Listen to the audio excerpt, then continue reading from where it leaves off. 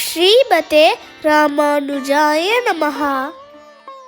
சாக்ஷாத் பூதேவியே ஆண்டாளாக வந்து பெரியாழ்வாரோட நந்தவனத்துல ஒரு துளசி செடிக்கு அருகே அவதரிக்கிறாள். விஷ்ணு சித்தர் அந்த குழந்தைக்கு கோதா என்று பெயர் சூட்டினார்.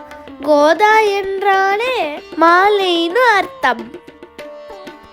சின்ன வயசுல இருந்தே கண்ணனோட சரித்திரங்களையே கேட்டு வந்தாள்.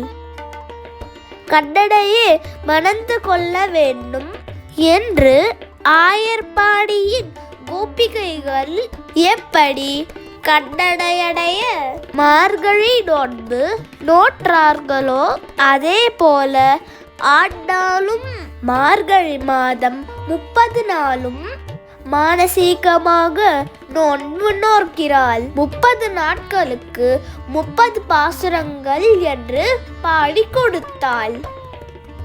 ஆண்டாள் தன்னையே கோபிகையாகவும் ஸ்ரீவில்லிபுத்தூரையே ஆயர்பாடியாகவும் தன் தோழிகளை கோபிகைகளாகவும் திருமுக்குளம் குளத்தை யமுனா நதியாகவும் வடபத்ரசாயி கோயிலை நந்தகோபரோட திருமாளிகையாகவும் அங்க இருக்கிற வடபத்ரசாயி பெருமாளையே கண்ணனாக நினைத்து கொண்டு மார்கழி மாதம் 30 நாளும் பாவை நோன்பு நோற்றாள்.